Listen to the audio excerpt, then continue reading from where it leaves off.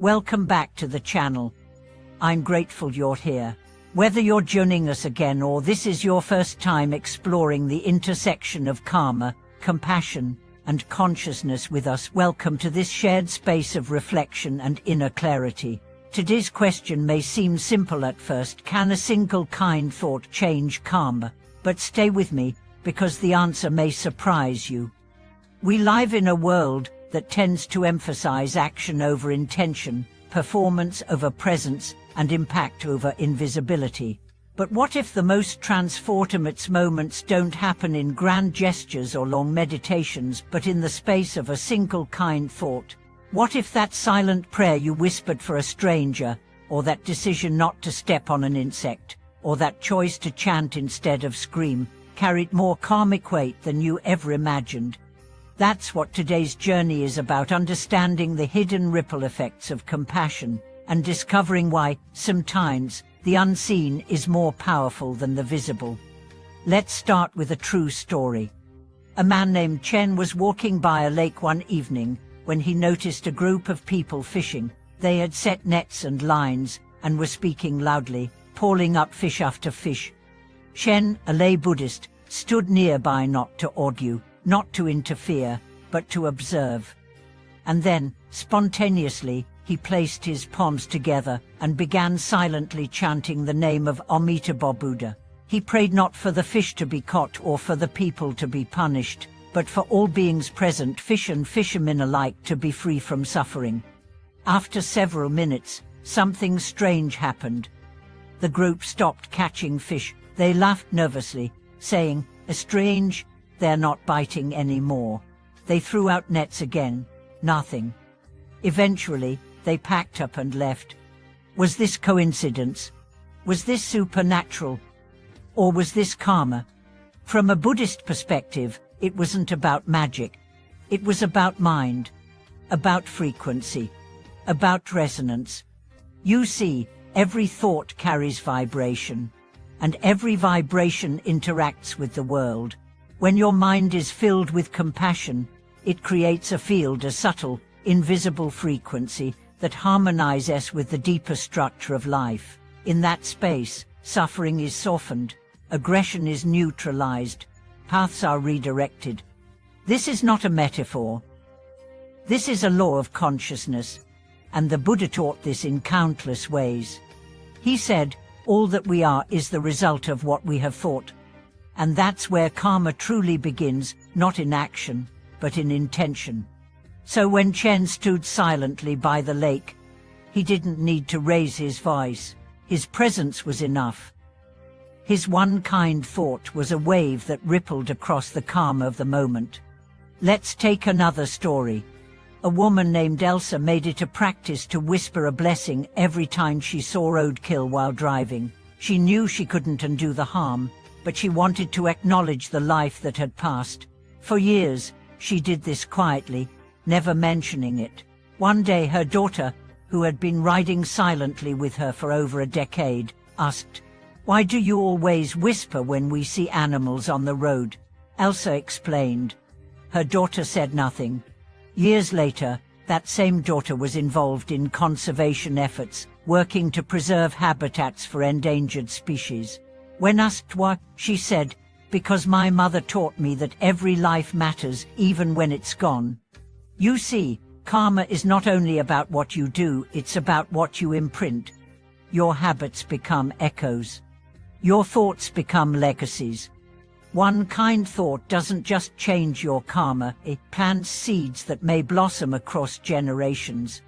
And let's not forget the practice of life release fanjishieng, where people purchase animals, often destined for slaughter, and release them back to freedom. Some people criticize this practice as symbolic, ineffective, or even misguided, but they miss the essence. It's not about whether every bird survives. It's about the vow behind the action. It's about saying, "I will not be numb to suffering." It's about declaring, "As long as I'm alive, I will protect life, not just preserve my own." And when that intention is paired with chanting, reciting the name of Amitabha Buddha or Gronnin Bodhisattva, the vibration of the act multiplies. You're not just setting a creature free, you're setting your own mind free from the belief that only big actions matter. There's a story in the Pure Land tradition where a dying man had committed terrible acts in his life. At the end, a monk instructed him to chant a Mitsubishi name even once with sincerity. He did, and it was said that his rebirth was altered not because one chant cancels all karma, but because one moment of truth overrides lifetimes of delusion. This is the power of a single pure thought. It's like a seed falling into water. It doesn't just float, it expands, it dissolves resistance, it changes direction. And this power isn't reserved for saints or monks. It lives in you, right now. You too can stop someone from stepping on an ant. You can bless a tree being cut down. You can pause before you speak with anger, and instead whisper the name of the Buddha. These acts are not small. They are enormous in the karmic field. Because they are born of mindfulness, born of vow, born of love without condition.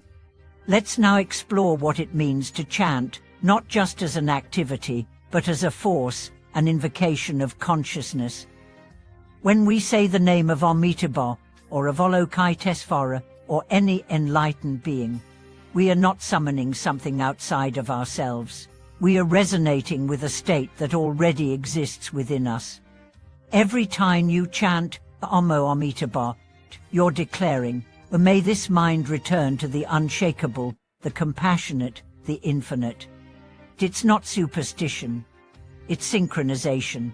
The same way a tuning fork aligns with another through vibration, your mind aligns with the Buddha's mind through repetition and sincerity. And what happens when your mind shifts like that? Your perception shifts. Your decisions shift. Your energy field changes, and others feel it. A man once shared that after 6 months of morning chanting and life-protecting practices, releasing bugs, blessing stray dogs, and refusing to kill pests, his business relationships improved without explanation. People who used to challenge him began to soften. Conflicts dissolved. Clients became loyal. When asked what changed, he simply said, "Maybe I became less aggressive inside." That's karma. You don't need to believe in a mystical force watching and tallying every action. You only need to understand that your internal state affects your external world. If you walk into a room angry, the space contracts. If you enter with peace, the space opens. Your thoughts shape your field. Your field touches others. And that is karmic transmission. Now consider this. How many moments in a day do we let pass with indifference? How many tiny lives do we ignore? How many small chances to bless the world do we overlook? A single kind thought, held for even a breath, is a turning of the wheel. It interrupts the flow of greed, hatred, and ignorance. It creates a pause where compassion can bloom. And these pauses, repeated over time, become the architecture of a new karma. One that is rooted not in fear or habit, but in choice. A monk in Thailand once said, "To protect life is to protect your future." To protect your future is to be mindful now. When you whisper a prayer over a captured insect before setting it free, you're not saving the planet. You're saving the purity of your own intention. When you step around a snail instead of over it, you're not making headlines, you're making merit. When you say, "All beings be free from fear," before falling asleep, you're not changing the cosmos. You're changing the chemistry of your own sleep. This is the scale of real practice. Small, quiet, invisible, yet more potent than 1,000 loud sermons. The Buddha didn't say, "Go out and convert the world." He said, "Tame your mind." And a tamed mind becomes a sanctuary. For yourself. For others. For even the smallest creatures whose names we'll never know. That's why in chanting and in protecting life, we are not merely following tradition, we are reclaiming our agency as spiritual beings.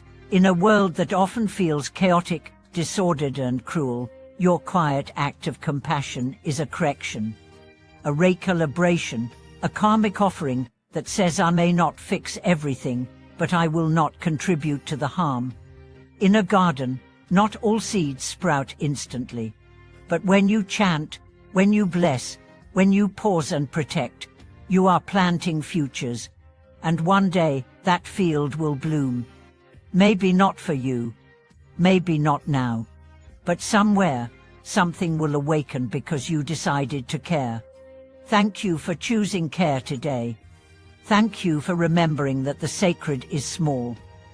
If this message has moved you, if it's reminded you that your thoughts matter, that your intention matters, that even a single act of mercy is never wasted, please let me know in the comments. I'd love to hear how you've experienced this truth in your own life. If you haven't yet, please subscribe to the channel, give this video a like, and share it with someone who may need to hear that their quiet love is shaping the world in ways they cannot yet see. Thank you for watching this video.